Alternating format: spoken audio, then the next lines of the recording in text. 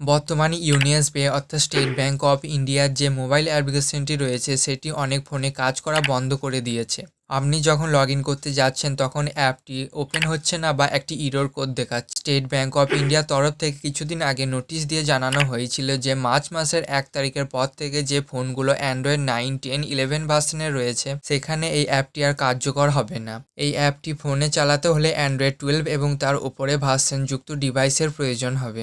এখন যদি আপনি প্লে স্টোরে গিয়ে অ্যাপটি সার্চ করে দেখতে চান, আপনাদের ফোনে অ্যান্ড্রয়েড ভার্সন 12-এর নিচে হলে অ্যাপটি আর শো করছে না বা করলে this app is not compatible with your device এই পপ আপটি শো হচ্ছে।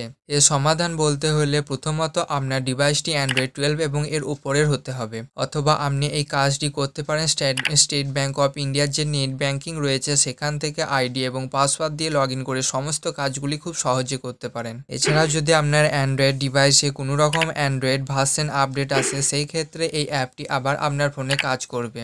আর শেষ সমাধান করতে হলে আপনার মোবাইলটিকে পাল্টে নতুন ডিভাইস নিতে পারেন, যেটা সাধারণত খরচাজনক। এই বিষয়ে কোনো প্রশ্ন থাকলে আমাকে কমেন্টে জানাতে পারেন। এই ছোট্ট আপডেটটি আপনাদের সাথে তুলে ধরলাম। চ্যানেলে নতুন হলে সাবস্ক্রাইব করে আমাকে বন্ধু বানিয়ে নিন। এই ধরনের টেক ইনফরমেশন দিতে থাকবো। দেখা হবে পরবর্তী ভিডিওতে। ধন্যবাদ।